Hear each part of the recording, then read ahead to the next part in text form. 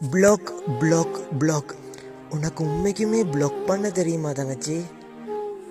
நீ இப்படி தான் பிளாக் பண்ணுற, இப்படி தான் பண்ணுற, இப்படி தான் பண்ணுறேன்டா. நீ தப்பு பண்ணுறமா. இப்படி பிளாக் பண்ணக்கூடாது.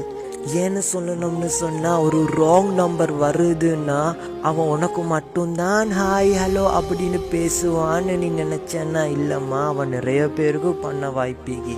அதே நீ இப்படி தான் பிளாக் பண்ணுறன்னா அந்த பிரச்சனை உன்னோட முடிஞ்சிரும். அவன் உனக்கு பண்ண மாட்டான் அந்த நம்பர்லேருந்து.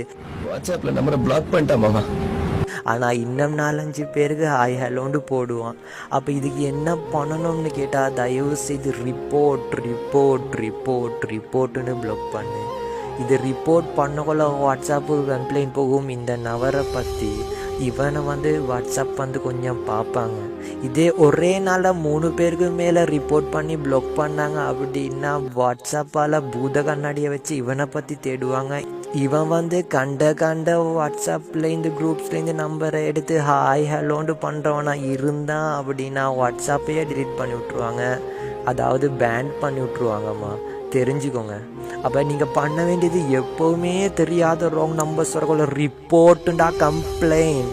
டிரெக்டாக போலீஸ் கம்ப்ளைண்ட் பண்ணுற மாதிரி தாம்மா இந்த ரிப்போர்ட் பண்ணுறேன்னு சொல்கிற. தயவு செய்து ரிப்போர்ட் பண்ணுமா, ரிப்போர்ட் பண்ணு. இது ஷேர் பண்ணு மற்ற கேர்ள்ஸுக்கு எல்லாம்.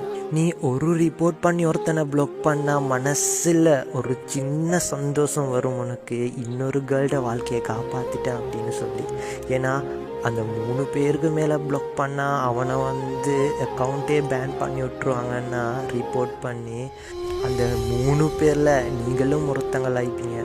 இவனை ஃபுல்லாக அனலைஸ் பண்ணி பார்த்துதாம்மா வாட்ஸ்அப் பேன் பண்ணும். அதனால் சும்மா இருக்கிறவனை பிடிச்சி ரிப்போர்ட் பண்ணி பிளாக் பண்ண வைக்க இயலாது. இவனை ஃபுல்லாக அனலைஸ் பண்ணி ஃபுல்லாக பிளாக் பண்ணி விட்டுருமா. அதனால் இதை ஃபுல்லாகவே ரிப்போர்ட் பண்ணு. அவன் தப்பானானா வாட்ஸ்அப்பே அவன் அக்கௌண்ட்டை பேன் பண்ணி விட்டுருவோம். இதே மாதிரி இன்னொரு நம்பரை வந்தாலும் நீ இதே பண்ணுங்க. அப்போ அவன் எந்த நம்பரைந்து வந்தாலும் அவனுக்கு இதே கதி தான். இனி பயப்பட வேண்டியது நீங்கள் இல்லைம்மா, அவங்க தான்.